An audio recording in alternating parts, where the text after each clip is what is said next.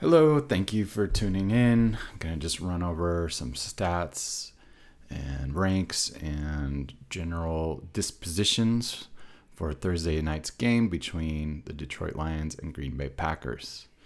We are playing at Lambeau Field, and this is tomorrow. So sorry about the date. This is on UTC time, so the night games get pushed one day ahead, but it's 9/28/2023. Over under is 45 points. The Detroit Lions at 2-1 are the favorites with just 1 point, predicted to score 23 points. Green Bay is 2-1 as well, with a spread. Their spread is +1, and they are predicted to score 22 points. So a very close game, and it should be a fun one because they're rivals, and it'll be interesting to see how they perform. So in terms of injuries, Detroit's pretty banged up in the backfield. The main guy that is out is Gardner Jones. He is, or is that how you say Gardner Johns? Sorry, it's kind of fudged up right here. Chauncey, anyway. Him being out is a big deal. He's a hell of a defender, and they're gonna miss that guy at free safety. Their second in line is also questionable. Don't know. Let's see. Estimated as limited participant. The Lions walk through Monday, so keep an eye on him too. Strong side linebacker is out. He's on IR. Thin at left cornerback. Left defensive end a little bit thin. So they're a little bit banged up on defense. Green Bay on offense, looks like their line is a little bit banged up with some questionable tags. We had a knee injury for Zach Tom. Elton Jenkins. No comment from ESPN there. And at left tackle, David Bakhtiari. Also no comment, but listed as questionable. So something to look out for as the game approaches to see how well the health of their line is doing. So a lot of injuries. This kind of leaves us up in the air in terms of predictability, which is good because in GPP, the more predictable the game, the more people just split the first place. So I like these kind of unpredictable games to work out. For multiple lineup entries, you get a little bit more chance at maybe crashing the pot on your own, or at least splitting with only 2 or 3 people. Also, Green Bay running back Aaron Jones. Matt Fleur said Jones would have been a limited participant Monday if the team had practiced. So we're still kind of up in the air on Aaron Jones' status, but he would have been a limited participant, which is good. That means he's participating. So likely probably trending in the right direction, but also something to keep an eye on. Other sides of the ball, it looks like the Packers are also quite a bit questionable on defense. Let's see, Alexander, excuse me one second. Excuse me. Was listed as did not practice for Monday. So something to look out there. Left inside linebacker. And these are their better players too. You can see by the ring that's where their talent is in the slice of the pie. So Green Bay Packers a little bit banged up too on defense. Questionable rather than out, but still something to pay attention to. Especially these guys are recording sacks, etc. So Detroit also pretty banged up. A lot of questionable players. Montgomery still probably not going to come back. He was a limited participant. He said himself it would be a few weeks, and I think it's only been one so far. So I don't really see him coming back for this game. And if he does, very, very, very limited usage. We're still just kind of riding Jahmyr Gibbs to see what he's worth. It's great that he's getting the starts, but he's not necessarily producing that much just yet. But, as the time goes on and he gets more comfortable, I'm sure he will be just fine. He's an electric player. A lot of fun to watch. So that's general injury overview. History between these teams. They did play twice last year. Let me filter this matchup between the two. So for the Green Bay Packers, Lazard was their high scorer in the first game, with Aaron Rodgers coming in at 0.1 points behind. And then everybody else did pretty poorly and not even breaking 7 points. Looks like they spread the ball around a lot in that first game. Again, a lot different now that we have Jordan Love behind center, but they did not do too well against the Lions last year. Just not huge games in terms of points here. Looks like 1 touchdown in each game. So yeah, that's not very good. In Detroit, they're a little bit more banged up this year. Maybe that presents some opportunity. But I wouldn't bank on these guys scoring that much this game. Even at Green Bay, they just, a little bit better, but still only 1 touchdown recorded. So maybe a field goal kicking game. On the other side of the ball, obviously Jamal Williams not there anymore. DeAndre Swift not there anymore. But even they didn't score too many points. So in the second game, Jamal Williams had a pretty big game with 16 attempts, 72 yards, 2 touchdowns. So maybe some opportunity for the running backs on Detroit's side of the ball. We'll look at the stats for this year, see how well Green Bay is performing. But these were both low-scoring games. So 45 isn't a huge game. 22 points, 21 points. So we're looking at a couple touchdowns, maybe 2 for each team, and a couple field goals. So I wouldn't look for this to be too explosive, but who knows? With all these injuries on defense, this game could just go crazy. This isn't going to be a super predictable game. And it's a tight spread too, so it will be interesting, and both of them are looking for their third win, and being a divisional game, that's a huge deal because that puts you 2 up, basically. So let's look at their general stats for the Detroit Lions on offense. They're ranked 7th in passing points, 7th in receiving points, 15th in rushing. They do like to pass the ball, just not too much more than rush, but pretty balanced there, at least in today's game. As far as passing, they spread it out a bit. Obviously Amon-Ra is their majority target, with Sam Laporta not too far behind, and then Jahmyr Gibbs. So their top 3 kind of scoring guys are Jahmyr Gibbs, Sam Laporta, and Amon-Ra St. Brown. Those are the guys you want to target. But you want to make sure that you have these guys on your lineups too for that, especially in the GPP style play. You got to have at least one lineup with one of these guys, because those are the guys that get you the grand prize there. As far as rushing, Montgomery still leads the way even after an absence with 37 attempts. So they've kind of abandoned the run a little bit since Montgomery went out. Not abandoned, but if he's still the leading rusher in terms of attempts, even after 1 game out, don't rely on Jahmyr Gibbs to get that many touches. We'll look again at their history for this year to see where they're at with that, but this is the spread here. So it goes Montgomery, Gibbs, and then Goff is their third leading rusher in terms of attempts. So that's Detroit Lions on offense. The Packers on defense. They are 11th against the pass, and 11th against receiving, 20th against rushing. So maybe this is an opportunity for the Lions to get some rushing yards. They are a good line. It's kind of curious how they haven't capitalized on that just so far this year, but things will change as the season goes on. In terms of who the Green Bay Packers give up points to, they haven't really faced any major talented receivers just yet. So Amon-Ra will be kind of their first tier 1 guy that they face. So it'll be interesting. Nonetheless, they still give up a decent amount of points to kind of tier 2/tier 3 players.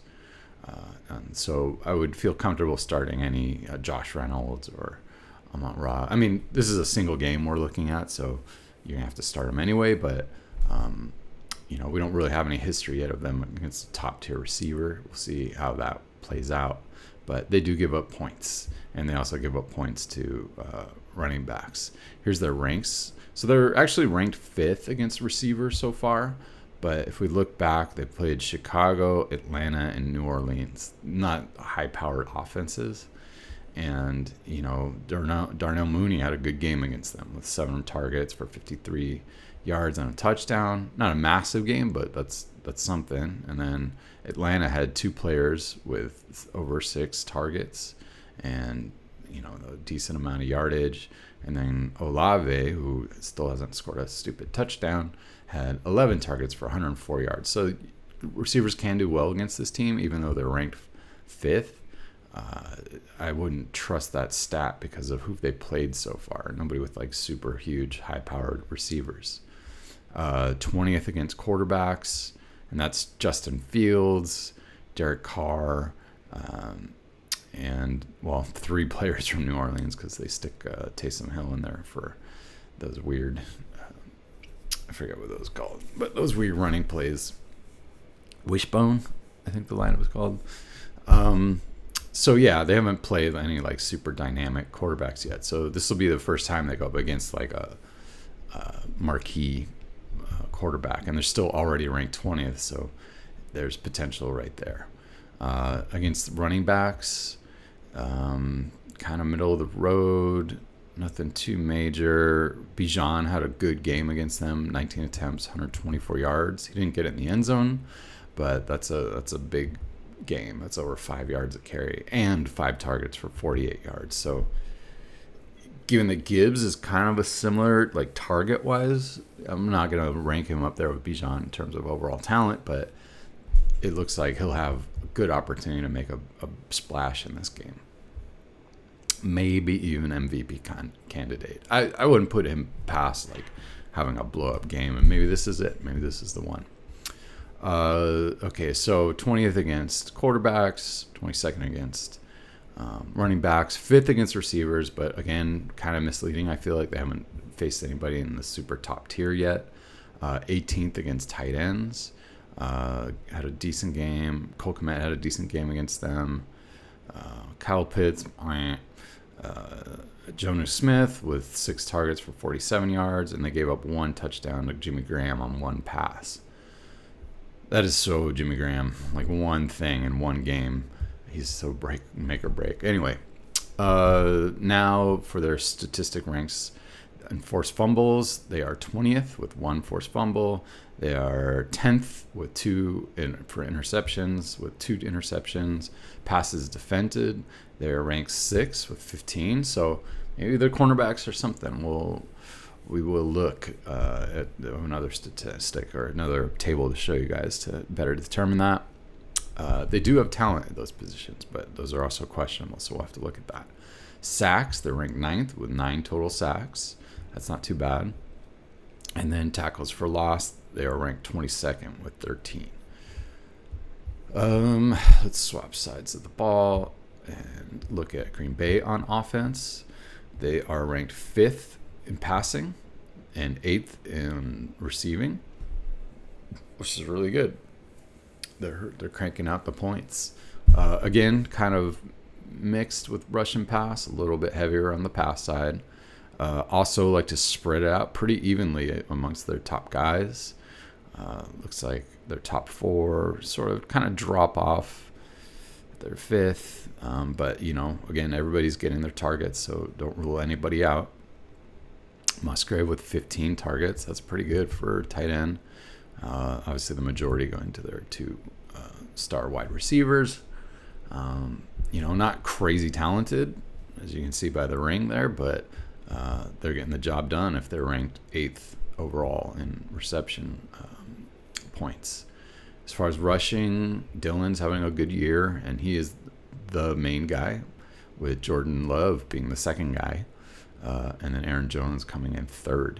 So when A.J. Dillon is healthy, just bank on him being that workhorse, at least so far this year after 3 games.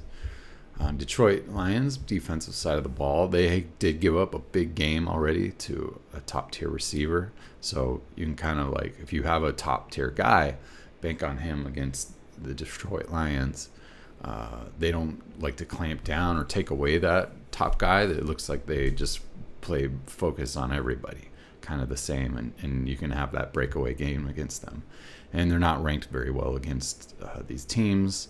Let's look at who their history is against. So far, Atlanta, not a huge game against Atlanta, nor, well, KC, they just spread the ball around so much. And this is,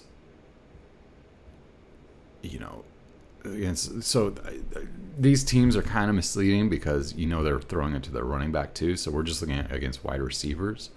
That's why they're ranked so low in reception rank, because I'll bet you against running backs they're giving up lots of targets and lots of yards, and that's the case here.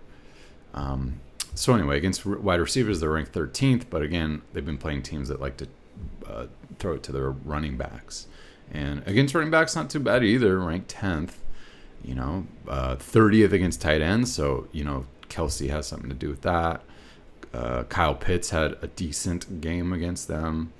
Jonnu Smith had 8 targets for 37 yards.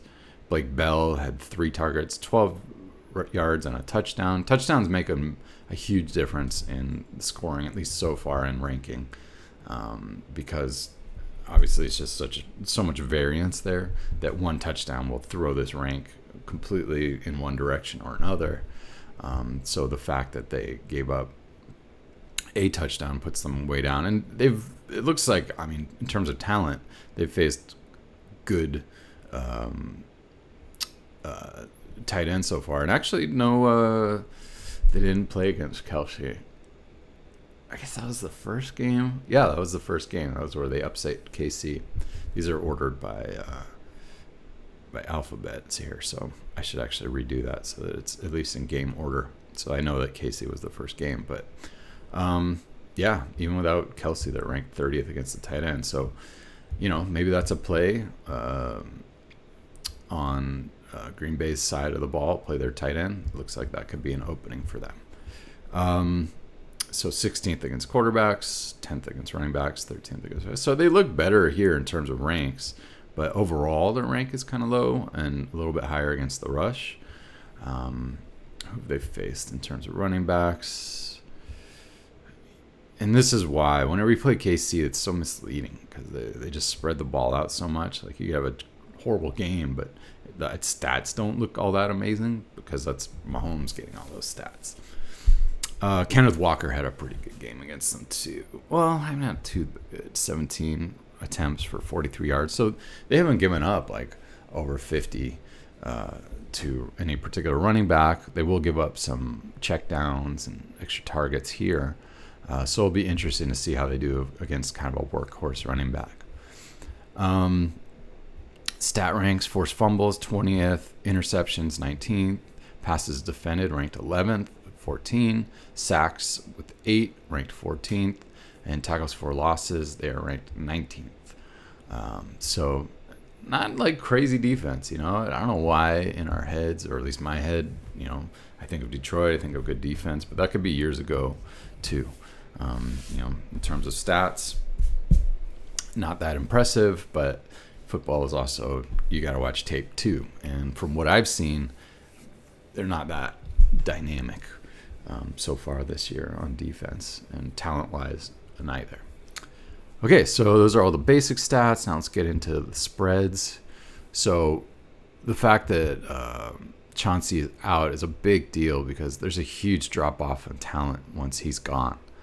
And Green Bay doesn't look that talented on their receivers either, but they're doing well,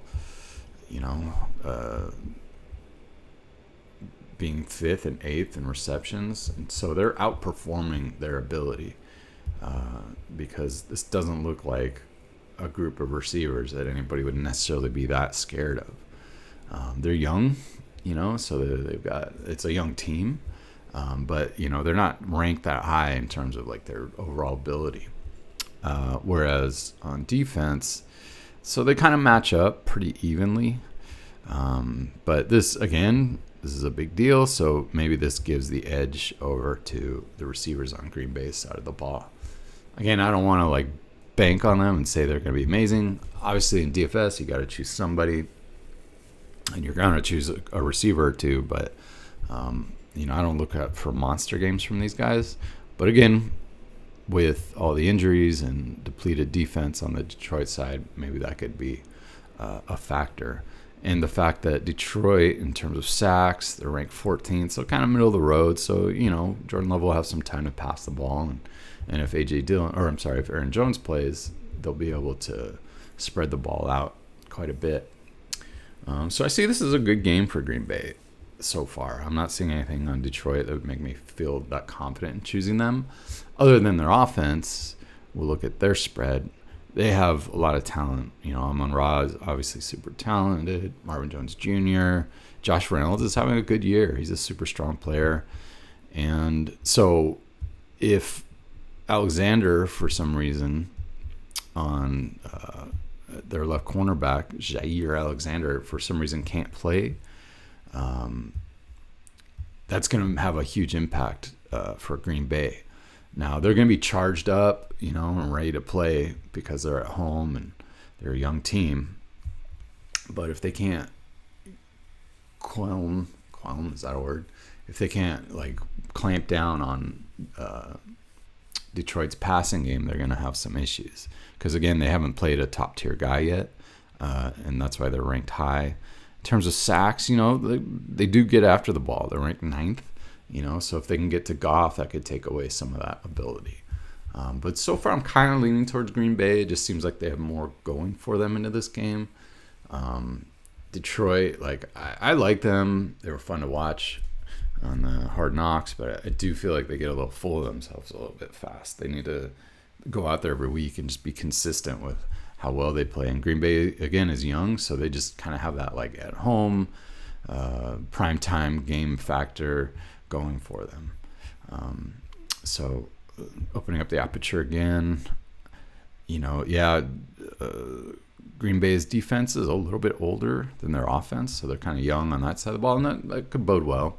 But again, Detroit is very talented in their receiver crew, and I don't know how they have Laporta as a 68. These are kind of an amalgamation of rankings, and I would look into this one again. I'm going to look into that one again. I have to imagine that he's worth more than that. In terms of talent, he's been I don't know the actual numbers, but I know he's up there in terms of tight end rankings this year. So that is the aperture rating, some other fun stuff. And these stats need to be updated because we're at game 3 of this year. This is last year's stats. But typically they throw it to the sides 20% of the time up the middle, 7 yards deep. Wide receivers 62% of the time, tight ends 16% of the time. I know this number is going to go up because of Laporta, and running backs 21% of the time. In terms of rushing gaps, they don't like to run it up the middle. They like off tackle most of all, and then a little bit to the outside. If we swap sides here, Green Bay is a little bit more over the middle. Again, though, this is last year, so we can't really take this stat too much into consideration, other than coaching staff, I believe, is the same. So it will be interesting to see how these stats change once I update them. These I'm waiting for week 4 because you just get some odd characteristics. NFL, the variance is high because there's only 18 games a year. It's not like basketball where you can get down to the point value. But anyway, 27% of the time over the middle, 36% of the time to the sides, and 60% of the times to wide receivers, 17% of the times to tight end, and 21% of the time to running backs. Rushing gaps, they like to run off the edge, not so much up the middle. And I think that's it for stats. If you want to look at the grid view, you're welcome to go there. This just toggles on and off the special teams. I hope you enjoyed this video. Please, if you like it and just like me talking, go ahead and subscribe. It helps me. It motivates me to keep going. And of course, drop a like. That makes me feel good too. Thank you for your time today. I hope you have an excellent game.